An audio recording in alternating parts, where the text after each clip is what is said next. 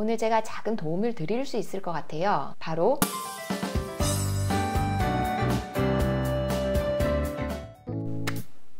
안녕하세요. 어디든 학교의 하유정입니다. 2022 개정교육과정이 발표되고 난 뒤에 우리 친구들에게 조금 더 강조되는 능력이 있죠. 바로 글쓰기 그리고 토론하는 능력, 즉 바로 논술에 관한 이야기를 오늘 좀 나눠보도록 할 거예요. 논술은 굉장히 광범위한 영역이어서 가정에서는 쉽사리 접근하기 어려운 영역이 아닌가 라고 생각을 할 수도는 있는데요. 오늘 제가 작은 도움을 드릴 수 있을 것 같아요. 바로 조금 더 논리적으로 그리고 구조적으로 글을 쓰거나 말을 할 수 있는 방법을 구체적인 사례와 함께 지금부터 설명드리도록 할 거예요.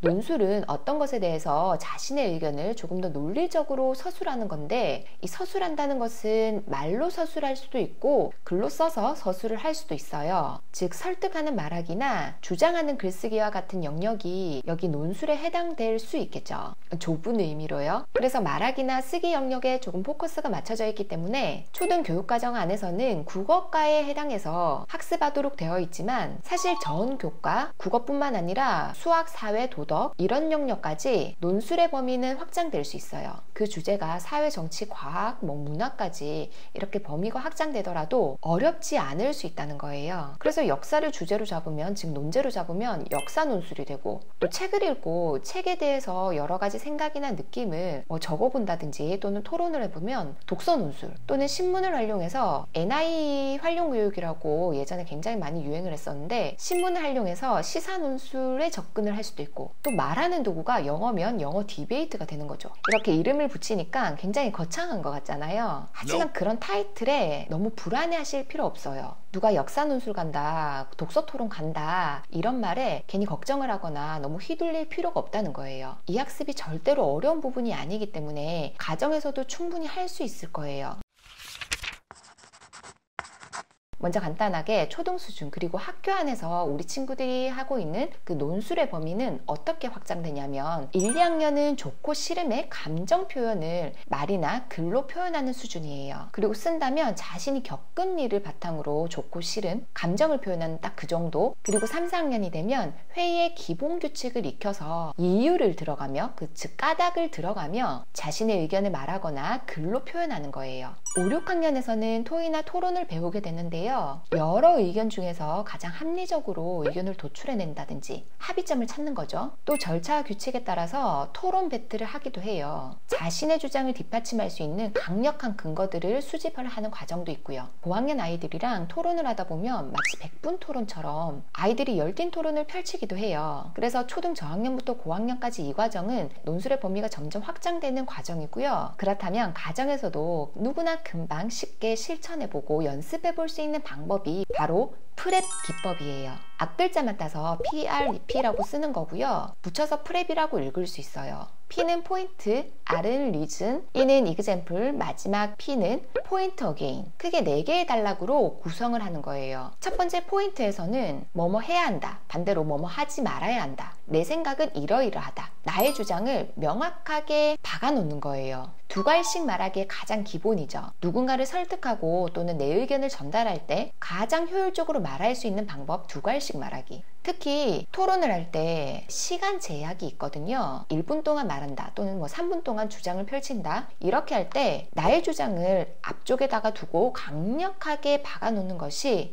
상대방을 설득하는 가장 좋은 기술이 될 수 있어요. 그래서 포인트에서 내 주장을 딱 먼저 말하고 또는 먼저 적어놓고 그 다음으로 이어나갈 것이 리즌이죠. 이유를 말하는 거죠. 왜냐하면 뭐뭐이기 때문이다. 또는 고학년이고 조금 더 이유를 여러 가지로 들고 싶을 경우에는 넘버링을 할 수도 있어요. 즉 이유는 2가지를 들 수 있다. 첫째는 무엇이고 둘째는 무엇이다. 이런 식으로. 그럼 세 번째로 넘어갈 부분은 바로 example이죠. 예시를 들거나 관련된 사례를 들거나. 그래서 예를 들면 또는 무엇에 따르면, 이 기사에 따르면 또는 이 이론에 따르면, 이것도 마찬가지로 글이 조금 더 구조적이고 또 풍성해지려면 넘버링을 또 할 수도 있거든요. 마지막 단계는 포인트 어게인, 한 번 더 재주장을 하는 거예요. 그러므로 나는 이렇게 생각한다, 따라서 이렇게 해야 한다, 이렇게 강조하면서 마무리를 하는 거예요. 이런 프렛 기법을 활용한 논술 연습이 우리 저학년 친구들에게는 굉장히 어렵게 다가올 수 있잖아요. 그럴 때는 절대로 욕심내지 마시고 한 줄 쓰기부터 하는 거예요. 나의 주장 쓰기. 이게 1단계고요. 그 다음 이게 어느 정도 익숙하고 나면 두 번째, 이유를 쓰는 거겠죠. 이유를 쓰는 것까지 그럼 2줄이 될 수 있겠죠. 이것도 어느 정도 잘 되고 나면 4줄 쓰기가 될 수 있겠죠. 나는 이렇게 생각한다. 왜냐하면 이렇기 때문이다. 예전에 내가 이래봤는데 이런 기분이 들더라. 따라서 이렇게 하는 것이 맞다고 생각한다. 이런 식으로 4문장으로 글쓰기가 또 가능하겠죠.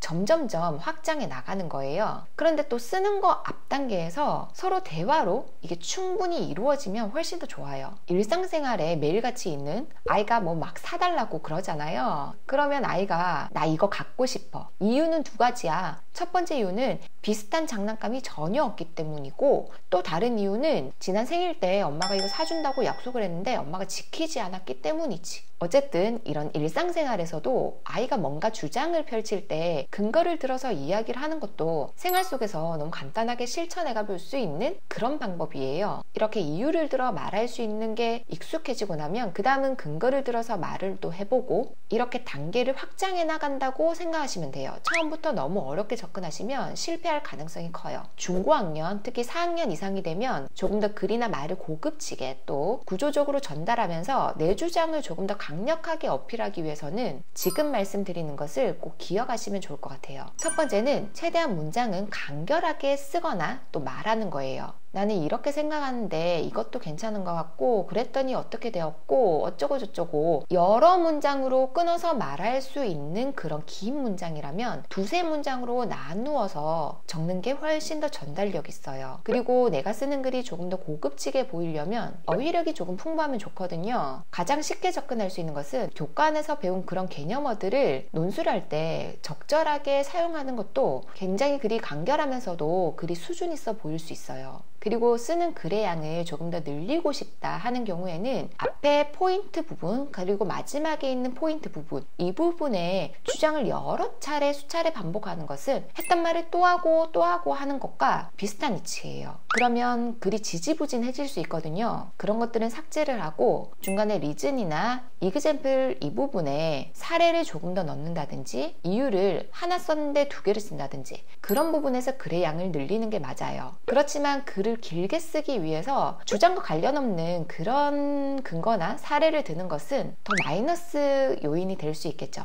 차라리 안 쓰는 게 나을 수도 있어요. 그러면 아이들이 논술을 누구랑 공부할 것인가, 또래 집단 안에서 이렇게 뭐 그룹을 만들어서 토론 수업을 한다, 그게 나을지 또는 가족들이랑 하는 게 조금 더 효과적일지 그건 우리 부모님들이 한번 고민해 보세요. 제가 조언을 드릴 수 있는 것은 아이들의 토론 수준, 어른이 토론하는 수준 좀 차이 날 수 있겠죠. 우리 아이가 학습자라는 가정하에 어떤 그룹에 속해 있을 때 조금 더 학습 효과가 높아질 수 있을까요? 네, 사실은 본인보다 조금 더 뛰어난 사람이랑 서로 이야기를 주고받고 또는 첨삭을 받거나 또는 듣거나 했을 때 훨씬 더 모방 효과를 함께 가져오면서 학습의 효과가 더 높아질 수 있어요. 그래서 가장 권장할 수 있는 그룹은 사실은 가족이 1순위가 되었으면 좋겠는데, 책을 읽거나 또는 그날 뉴스를 보고도 내 생각을 이유를 들어가면서 이야기를 해보는 거 괜찮겠죠? 제가 저학년부터 다 가능한 제재를 한번 골라본다고 생각을 해서 벌거벗은 임금님, 이런 초등 저학년 수준의 안드레센 명작 동화죠. 그 책을 읽고도 독서토론 10분이면 가능할 수 있어요. 엄청난 허영심을 가진 임금님이 나란 일은 제대로 돌보지도 않고 새 옷으로 자신의 겉모습만 자꾸 치장한단 말이에요. 그래서 가짜 재단사 2명이 어리석은 사람에게는 보이지 않는 옷을 만들어주겠다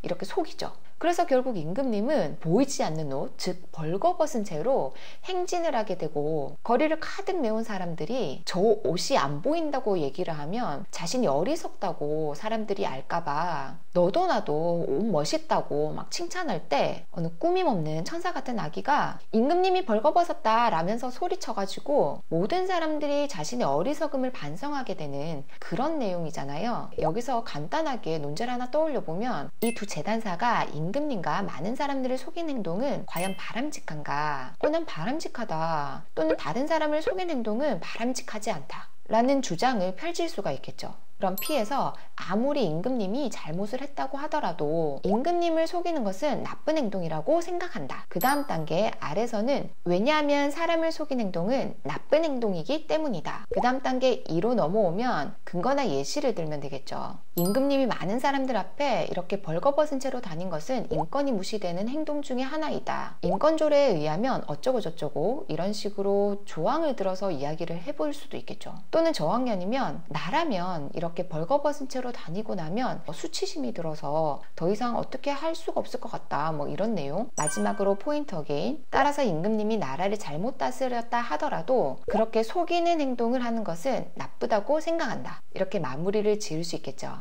논술은 논리적이고 그리고 구조적인 글의 구성만 패턴을 익힌다면 나중에는 조금 변형시킬 수 있고 자기 말로 바꿀 수 있고 가족들의 생각을 나누다 보면 내 생각과 타인의 생각을 비교하는 그 과정 안에서 다른 사람의 생각을 유추해보고 또 그 생각의 반론도 한번 생각해보고 그 반론에서 부족한 논리도 한번 찾아볼 수 있고 그렇게 단계가 조금씩 올라갈 수 있어요. 새로운 생각이 계속해서 창조가 되면 이 논리성에 창의성까지 더해질 수 있거든요. 거기에 여러 가지 주제를 아이들이 경험해 보기 위해서 뭐 역사 논술이다, 독서 논술이다, 또 시사 논술이다 이렇게 말을 붙이는 거지 너무 어렵게 생각하지 않으셔도 괜찮아요. PREP 꼭 기억하시고요. 제일 앞에 있는 P와 마지막에 있는 P는 가장 간결하게 하시고 중앙에 있는 이유와 근거에서 더 내용이 풍부해질 수 있도록 그렇게 연습을 해보고요. 가정에서 충분히 연습 가능한 부분이니까 집에 널려있는 아무 책 괜찮고요. 지금 당장 TV를 틀어도 나오는 뉴스 안에 있는 기사거리도 괜찮고요. 어제 본 디즈니 영화 뭐 다 괜찮아요. 주제는 얼마든지 잡을 수 있고